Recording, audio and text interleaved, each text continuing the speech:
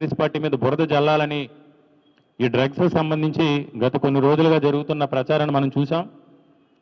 ఈరోజు మీడియా మిత్రుల ద్వారా హోంమంత్రి గారిని కూడా ఇందాక అమర్ గారు చెప్పినట్టు వాస్తవాలు తెలుసుకోకుండా, వాస్తవాలు మీ పోలీసు వ్యవస్థ, మీ పోలీసులు ఏం చేశారో, ఏ టైంలో అరెస్ట్ చేశారో కూడా మీరు తెలుసుకోకుండా, మీ ఐటీడీపీలో, మీ టీడీపీ సోషల్ మీడియాలో ఎన్ని గంటలకు విజువల్స్ వచ్చి తెలుగుదేశం పార్టీ ఆఫీస్ అఫీషియల్ పేజీలో కూడా ఎన్ని గంటలకు వచ్చిందో కూడా తెలుసుకోకుండా వైఎస్ఆర్ కాంగ్రెస్ పార్టీ మాఫియా, విద్యార్థి విభాగం మాఫియా, ఇది డ్రగ్స్ మాఫియా, మేము ఎన్ని చేసినా మేము కంట్రోల్ చేయలేకపోతున్నాం, డీజీ స్థాయి అధికారిని, ఐజీ స్థాయి అధికారిని ఈగల టీం పెట్టాం, వాళ్ళందరూ ఈగలు తోలుకుంటున్నారు అనే విధంగా ప్రజల్ని తప్పుదో పట్టించే ప్రయత్నం చేస్తూ ఉన్నారు.